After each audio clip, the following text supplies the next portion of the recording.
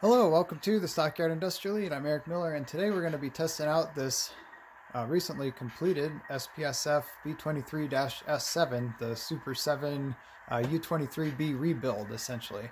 And so this is a bit of a fantasy unit. It's one that I first kit bashed and then custom painted, and we just got it, finished assembly and everything, and so we're ready to give it a little bit of a test. And so I thought, what better way to do that than to switch one of the industries here on the layout.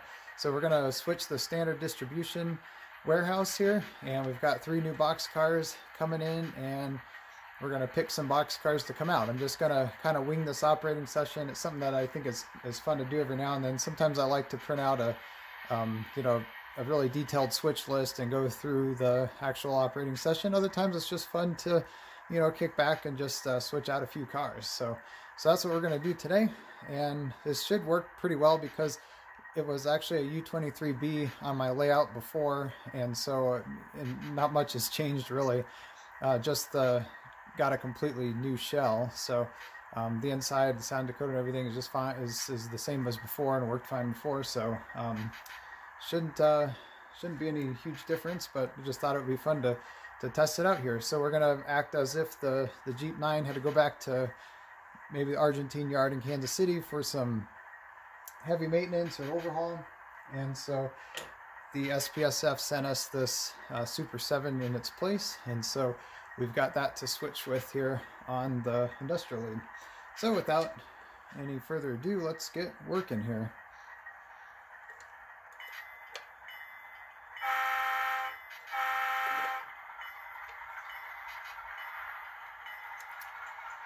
So the first thing the crew's going to do, we're going to drop these 3 box cars that just came out of the yard.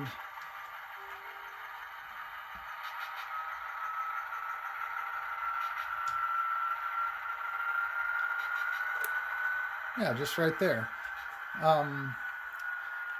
So that was weird. But one thing I've noticed about this, I believe the coupler height might be a little off on the locomotive, and so I'm going to give that a quick test before I proceed any further and see if I can fix that, and then we'll be back in action. But the plan here is we're going to go ahead and pull 3 cars from the facility. I'm just going to grab some random cars. I might make it a little bit difficult and grab one in the back and pull 2 other ones, and then we'll swap those out. And then actually, you know what I'll need to do, which would make the most sense, is if the locomotive would use these, take these 3 cars that I have here, and then switch the other ones out, and then put them on this track, and then we'll place the other ones. So that's what we'll do. Let me go check this locomotive real quick. This is one of the reasons, again, I always give this a good test before a more formal op session, as you notice things like this. And then after I check out the coupler heights, we'll be back. And we're back. So I've solved the issue with the coupler, and it's really weird because the front coupler is perfect standard height. The rear coupler, for whatever reason, was off. I looked at it, took it apart. Now, mind you, again, I'm using the exact same U23B frame and chassis that I had before, but for whatever reason, this coupler is too low, and I could not figure it out. So what I did is I just set in, as you can probably see there, an underset shank coupler, and that essentially fixed it. You can see it's just a touch too low, but I think we'll be all right. We'll test it out and see how it works. So let's get on with switching. Okay, so while we're positioning our train, we'll go ahead and check in with the industry foreman here and clear our booth flags to use. And what I'm going to do is go ahead and grab that very last box car. Let's see, back here, that's up against the building. I'll grab that one first.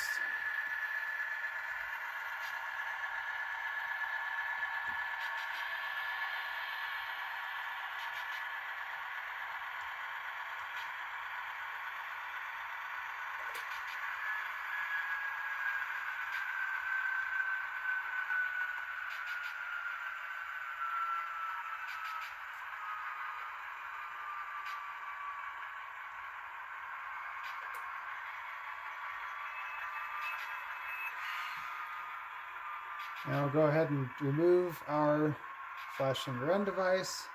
Save that for later.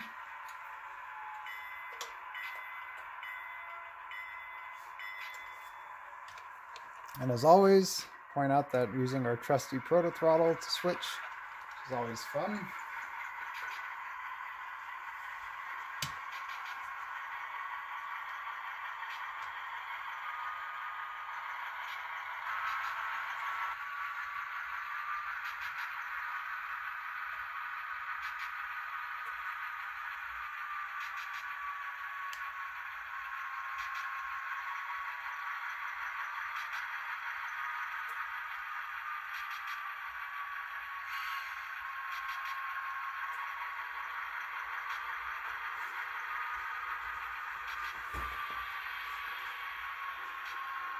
Check our connection, connect the hoses and whatnot.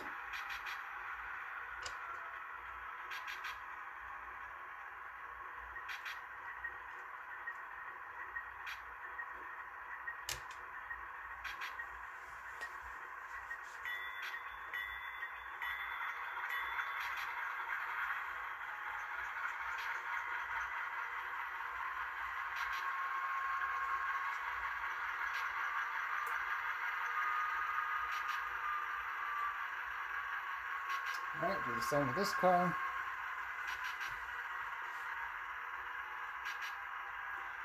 Okay.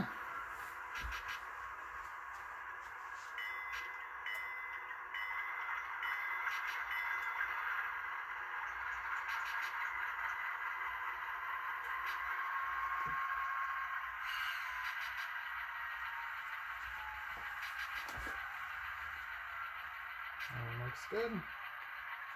And last one.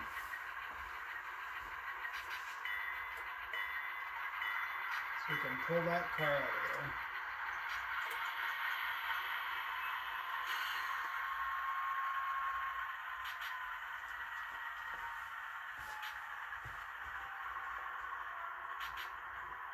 Traveled a bit more than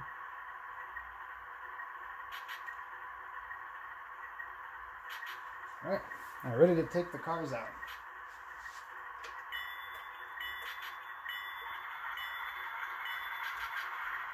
One thing I want to point out while we're doing this move is that I intentionally design or build these warehouses and buildings so that doors are spaced, longer than that 60-foot boxcar, so I can have a little bit of room and space them perfectly.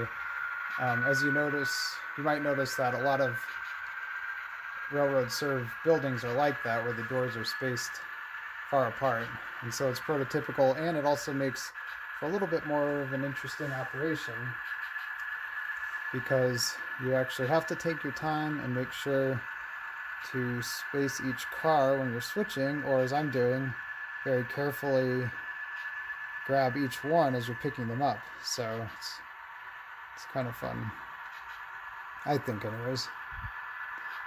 Alright, we'll stare back down the track there to the corner.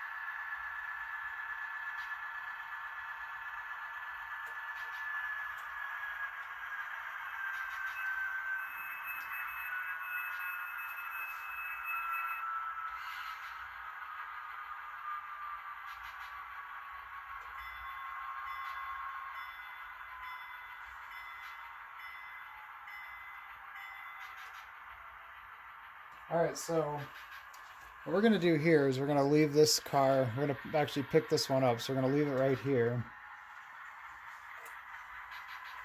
And I'm going to respot that 60-footer back at the industry. And then we'll take these other two back with us.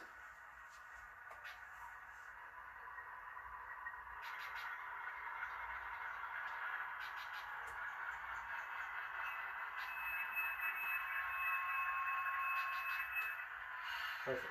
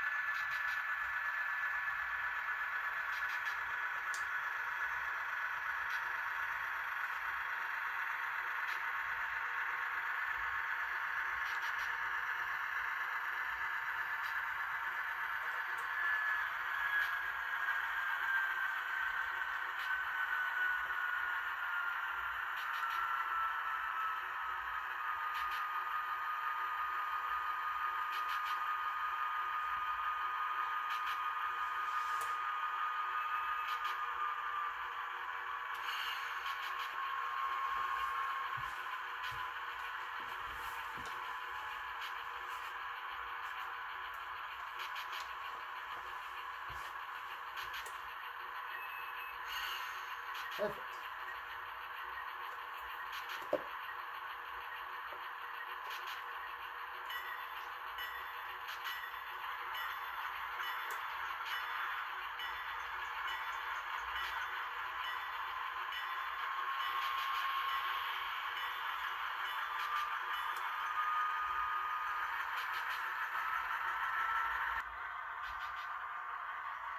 Okay, so now we're gonna spot these other two cars off here so we can take them back when we're done with our work.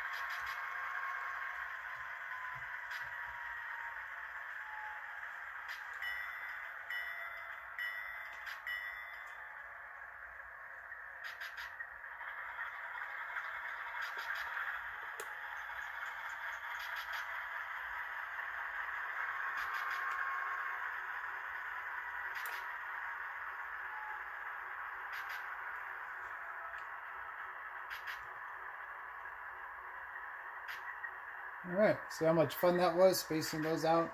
And that's basically all the things we have to do at this industry, so we're done.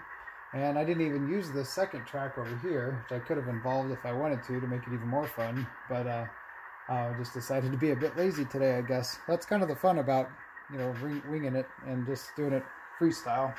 So let's go grab these cars up front here, and we'll head back to the yard.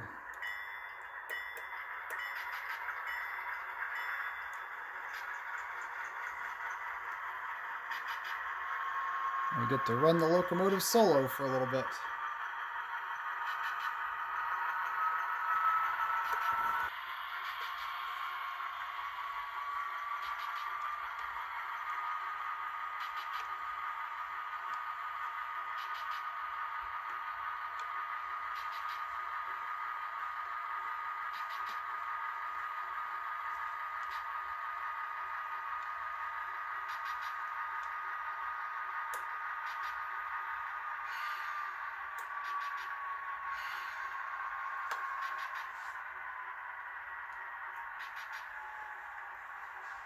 Okay, let's give it a quick air brake test.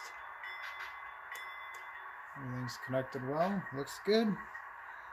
Alright, well, that's a pretty good test. I'd say our little coupler modification worked pretty well. And most importantly, our new switcher worked pretty well. A little road switcher there, the Super 7. So I really like that. I like the size of it. It's perfect. It fits this line really well. You know, I was first thinking of introducing an SPSF locomotive onto the layout as kind of a backup engine. I was trying to think, you know, what kind of SPSF unit should I do? And I was thinking of something kind of in this, you know, 1500 to 2500 horsepower range or so. And this is about 2300 horsepower. So that works out pretty well. And I had the parts on hand. I had the U23B. I had all these extra Atlas -8 parts. So I didn't have to order hardly anything, just a few details and whatnot. So it came together pretty nicely, and you know, it's a nice change because I like the short line a lot. I like the you know, the idea of just having 1 or 2 locomotives for the whole fleet and that's it. But it's also fun to run the Class 1 every now and then, so that's why I like the Super 7 here representing the SPSF. And I also like having the transfer with the Union Pacific, so it's kind of fun. It's nice to mix it up a little bit, having a little bit of variety, and you know, still don't have a huge locomotive roster. So it's fun. I like watching a Class 1 railroad do some local job work, you know. It's great. So all right, well, let's let this crew head back to the yard and end their day. Can't forget our flashing rear end device. Put that back on our box car here. There we go.